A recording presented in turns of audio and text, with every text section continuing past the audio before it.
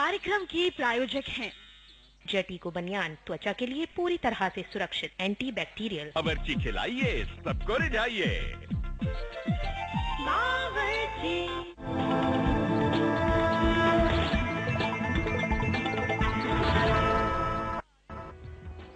नमस्कार, स्वागत है आपका वास्तुवाणी में। मैं हूं ज्योति और आज हम बात करेंगे कि क्या आपके बच्चे का मन पढ़ाई में नहीं लगता है, वो करियर चुनने जा रहा है लेकिन उसका ध्यान कहीं और है।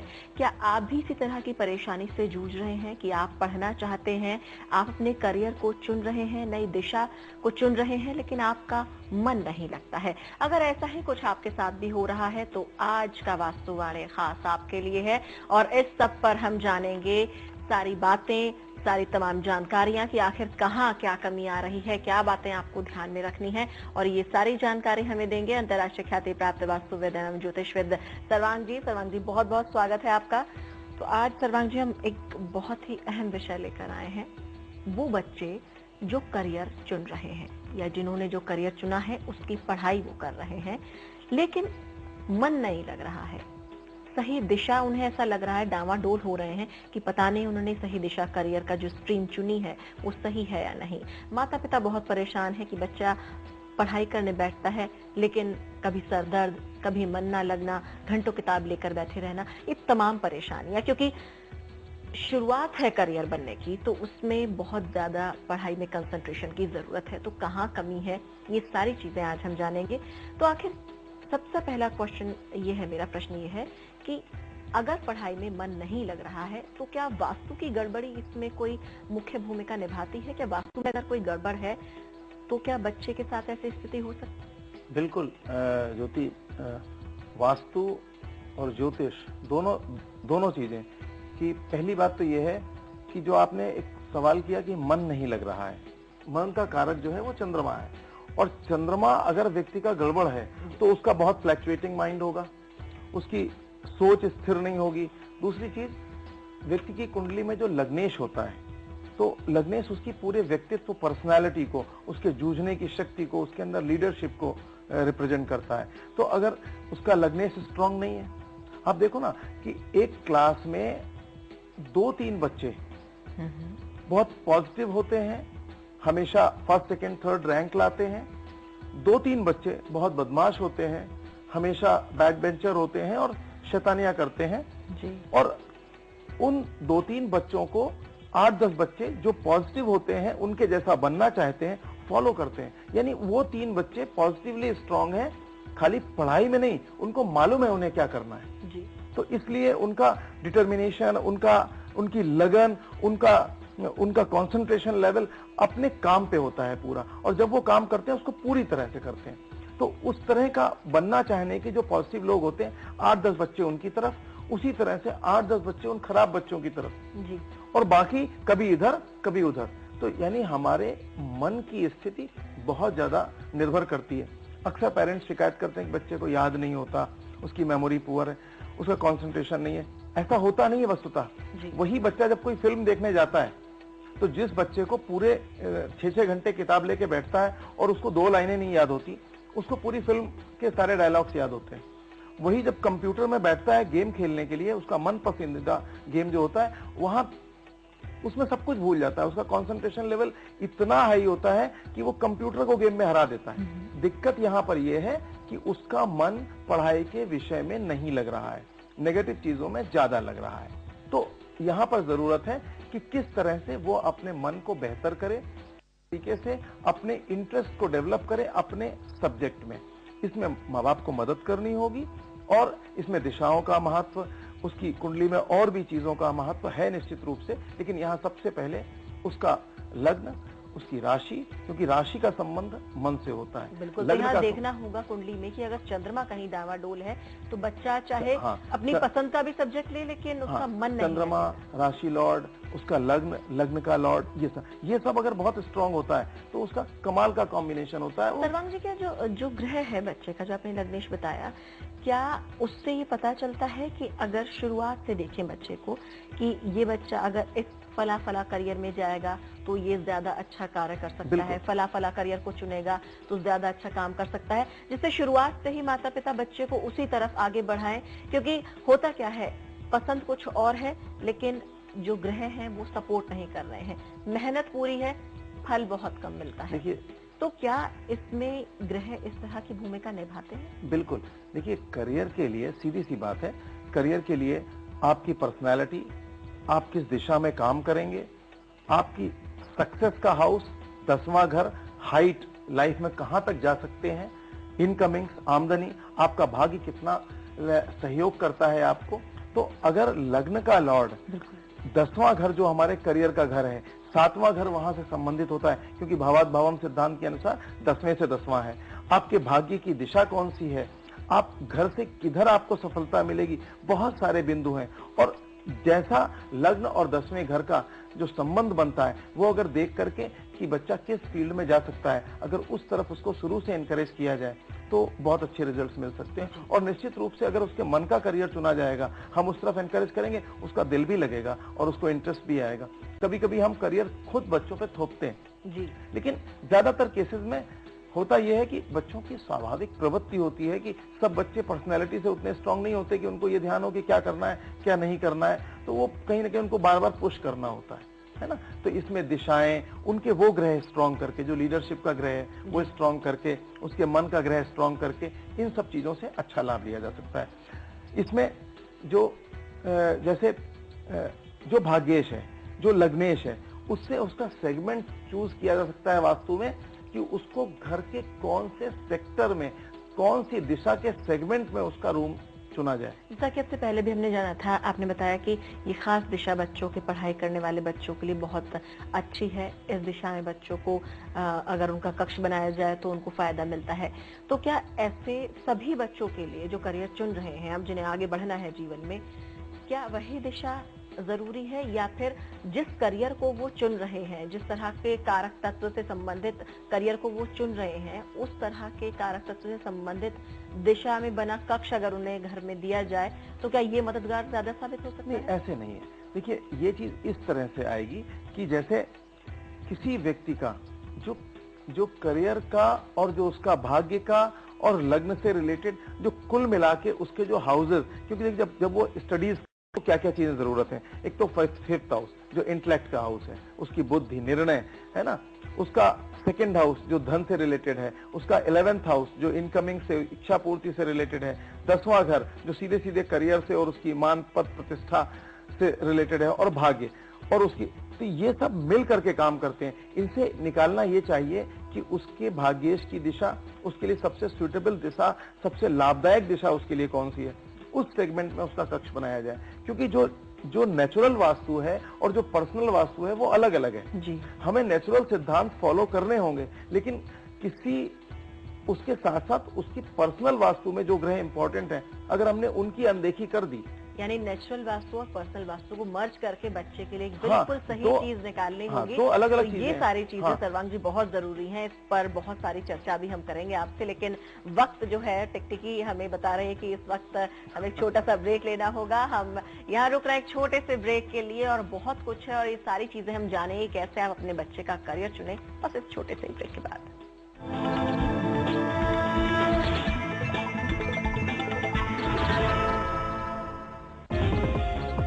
हम हैं उधर, लाखों निगाहें हैं जिधर।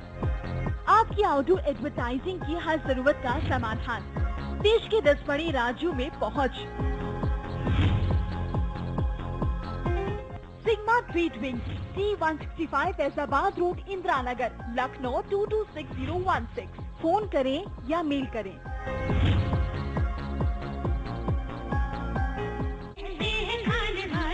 बावर्ची वनस्पति और रिफाइंड ऑयल, बावर्ची खिलाइए, सबको रिझाइए। अगर आपको है शिकायत किसी अधिकारी से, किसी कार्यालय से, तो न हो परेशान, जन संदेश है आपके साथ। हमसे संपर्क करें 0120-417-1234 पर और हम पहुंचेंगे उस अधिकारी या विभाग तक। जन संदेश, जो सच वही संदेश। इस कार्यक्रम के प्रायोजक हैं जेटिको बनियान त्वचा के लिए पूरी तरह से सुरक्षित, एंटी बैक्टीरियल। बावर्ची खिलाइए, सबको रिझाइए।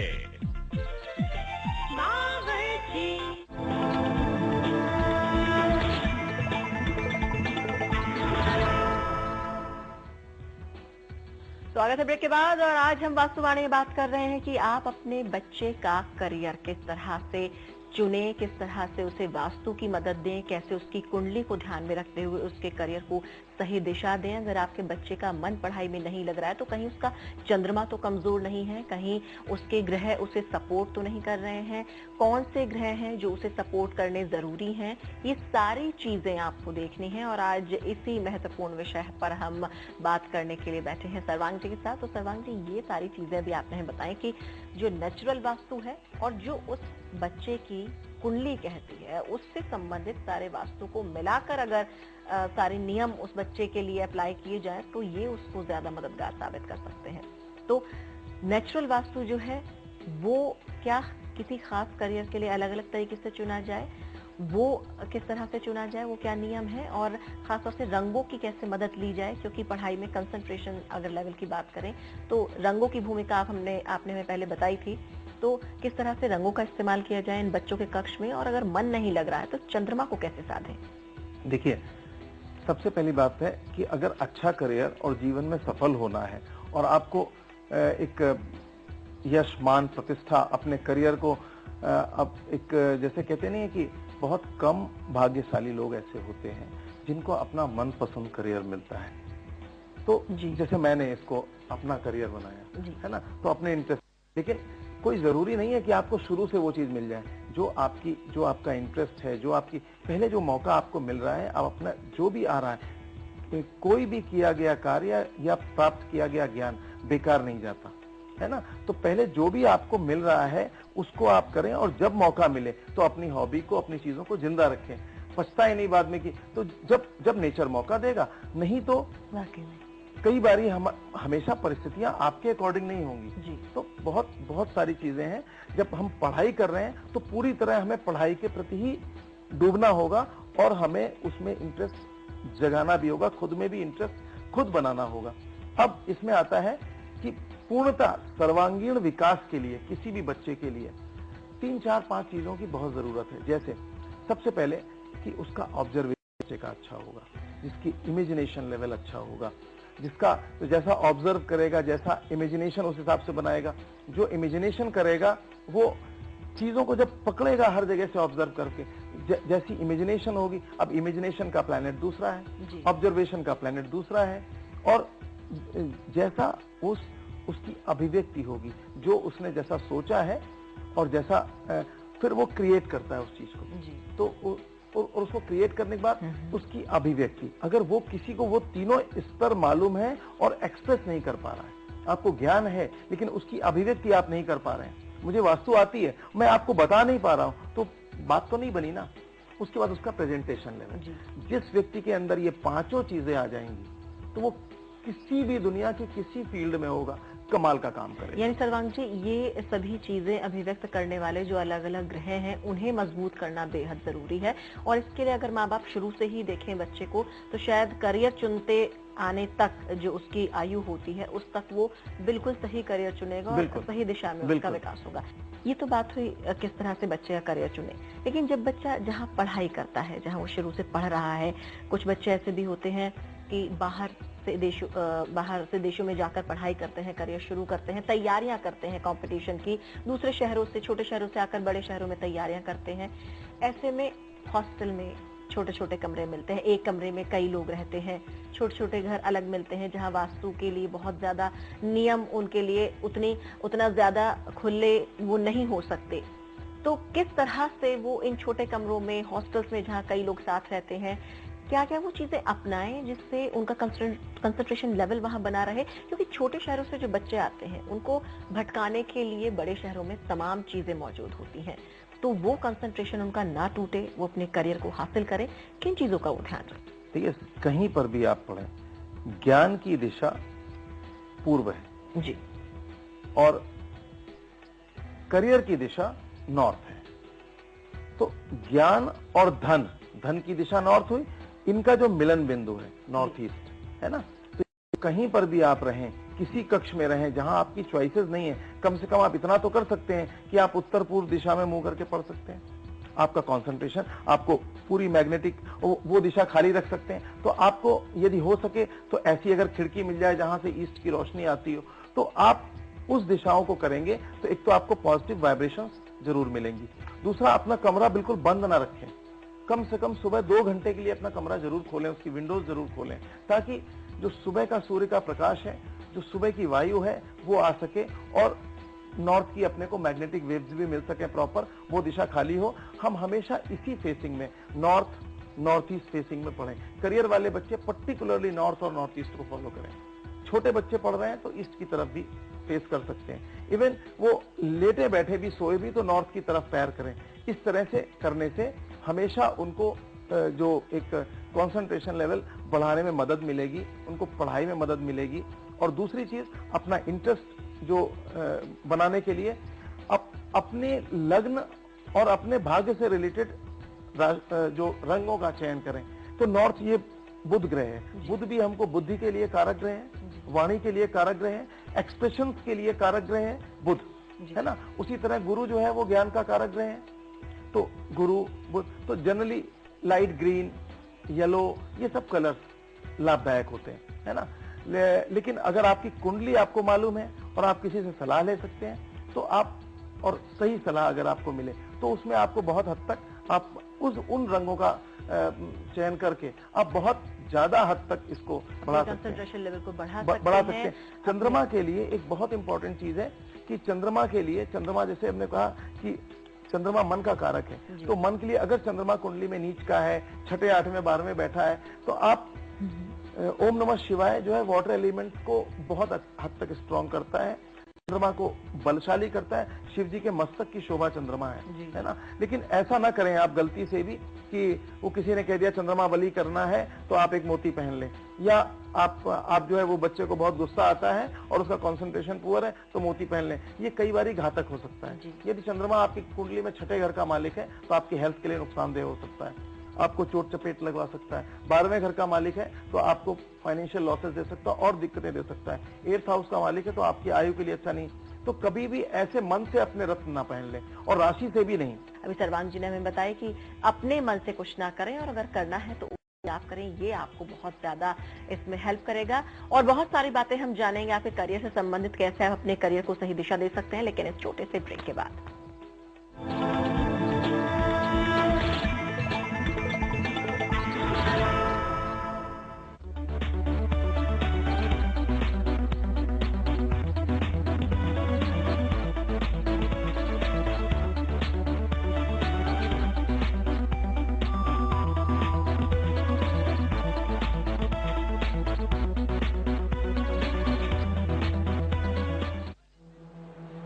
हर कदम,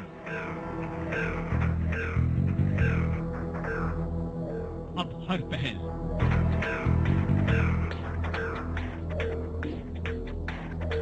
और हर खबर जो जुड़ी है आपकी जिंदगी के हर पहलू से।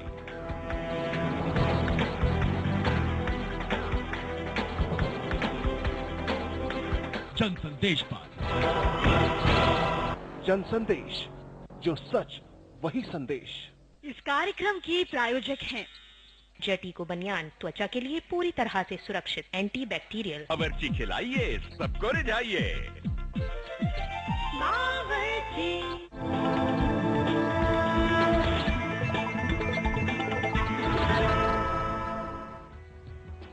स्वागत है ब्रेक के बाद, और आप देख रहे हैं वास्तुवाणी, और हम आज बात कर रहे हैं कैसे आप अपने बच्चे की पढ़ाई में, अगर उसका मन नहीं लगता है, उसके करियर को बनाने के लिए जो पढ़ाई कर रहा है उसमें कहीं ना कहीं कंसंट्रेशन लेवल में आप कमी महसूस करते हैं, तो कैसे इस सब को बढ़ाएं, कैसे ध्यान रखें, कैसे उसके करियर को सही दिशा दें। और इस सब पर बात करने के लिए हमारे साथ सर्वांग जी मौजूद है स्टूडियो में। सर्वांग जी, हमने सारी बातें जानी, आपने बताया कि सभी चीजों का निचोड़ अगर हम निकाल कर लेकर आए और उन नियमों के हिसाब से चले तो बच्चे को शुरू से ही सही दिशा दी जा सकती है, सही करियर उसके लिए चुना जा सकता है। ये तमाम बातें हुई। अब बात हुई बच्चा जहाँ बैठकर पढ़ता है, उस कमरे का, उसकी टेबल का, उसकी किताबों का, उन तमाम चीजों का जिनसे वो विद्या ग्रहण कर रहा है आगे करियर बनाने के लिए, पूरा सेटअप कैसा हो? ज्योति देखो, एक जो भी बच्चे का कक्ष है। जनरली बच्चे का जो स्टडी रूम आमतौर पे लोगों घरों में होता है, तो वो उसी कमरे में उसका बेडरूम होता है, सोने बैठने का कमरा होता है। सीधी सी बात है, कोई भी नेगेटिव चीज जो सामान्य वास्तु के जो जनरल नियम है, क्योंकि विशेष वास्तु हर व्यक्ति, हर इंडिविजुअल के लिए अलग है, लेकिन जो सामान्य नियम है वो हमेशा नॉर्मली लाभदायक होते हैं। तो नॉर्थ, नॉर्थ ईस्ट, ईस्ट बिल्कुल साफ रखे, वहां कोई वजन ना हो, कोई भारीपन ना हो, वहां पे कोई जूते चप्पल ना रखे, है ना। ये शुभ दिशाएं हैं।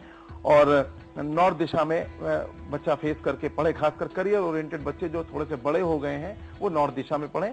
जो अभी छोटे बच्चे हैं जो स्कूलिंग कर रहे हैं वो ईस्ट फेसिंग पढ़ सकते हैं, और उनके लिए ईस्ट फेसिंग ज्यादा अच्छा है। और नॉर्थ फेसिंग जो लोग पढ़ रहे हैं वो अपना सारा जो वजन है, जो बुक्स हैं जो फिक्स रखी हैं, सब पीछे साउथ वेस्ट और साउथ कॉर्नर पे रखी रहें। और अपना टेबल है, रीडिंग टेबल पे बहुत ज्यादा मटेरियल, बहुत ज्यादा वो नहीं रखें। आप एक किसी भी रूप में स्फटिक की बॉल, यानी जिसे क्रिस्टल बॉल बोलते हैं, या जिसे एजुकेशन टावर बोलते हैं फेंग शुई में, पगोडा अगर आप स्फटिक का रखते हैं तो वो बहुत लाभप्रद होता है। सिंबल है हाइट का और एक एजुकेशन में अच्छे अचीवमेंट का। इसके अलावा ग्लोब है, ग्लोब फेंग शुई में एक अच्छा प्रतीक माना गया है। ये सभी चीजें कहीं ना कहीं एजुकेशन से रिलेटेड हैं और बच्चे के कंसंट्रेशन। लेकिन सबसे ज्यादा बात यह है, बच्चे को डेली मतलब बहुत दृढ़ इच्छा शक्ति के साथ इस नॉर्थ दिशा में एक बिल्कुल प्रॉपर इसको एक पूजा समझ करके जब तक नहीं पढ़ेगा तब तक विशेष सफलता नहीं हासिल होगी। बच्चे के एक चीज और ध्यान रखने वाली बात है, कुछ बच्चे जिनकी चर लगने होती हैं और एयर एलिमेंट होता है, तो मैंने अक्सर देखा है वो बैठ के नहीं पढ़ सकते, उनका कोई ना कोई पार्ट हिलता रहेगा, मूवमेंट के साथ याद बहुत होता है। पेरेंट्स डांट डपट के उनको फिक्स करके बैठाते हैं, सब डिब्बा हो जाते हैं, सब भूल जाते हैं। लेकिन वो अगर टहल के पढ़ते हैं या घूम के पढ़ते हैं तो बहुत उनको अच्छी जल्दी याद हो जाता है। तो ये बात ध्यान रखने की माता पिता की, अगर बच्चा घूमकर टहलकर पढ़ रहा है तो उसे पढ़ने दे, क्योंकि उसकी कुंडली उसे वैसे ही अगर देखें कि उससे वास्तव में ज्यादा अच्छा कंसंट्रेशन, ज्यादा अच्छा पढ़ाई कर पाता है, ज्यादा अच्छी मेमोरी होती है। क्योंकि किसी की चर लगने, स्थिर लगने वाले बच्चे 2-3 घंटे 4 घंटे आराम से बैठ सकते हैं, फिक्स होकर के पढ़ सकते हैं, लेकिन एयर एलिमेंट के बच्चे नहीं पढ़ सकते। वो बहुत फ्लिकरिंग माइंड भी होते हैं, लेकिन वो ग्रेस्पिंग पावर उनकी बहुत अच्छी होती है, वो बहुत जल्दी चीजों को ऑब्जर्व कर लेते हैं, बहुत जल्दी पकड़ लेते हैं, चीजों की पकड़ उनकी बहुत बढ़िया होती है। बहुत कम है। सर्वांग जी, एक बात और मैं जानना चाहूंगी छोटे में कि कुछ बच्चे बेड में बैठकर, सर्दी है तो रजाई में घुस गए, पढ़ रहे हैं, लेकिन धीरे धीरे सो जाते हैं, ये कहाँ तक सही है? बिल्कुल गलत है। और ये जो है ना उसमें पोस्चर सही होता है, ना उसमें कंसंट्रेशन बनता है, वो ड्राउजीनेस रहती है और ना ही वास्तु के हिसाब से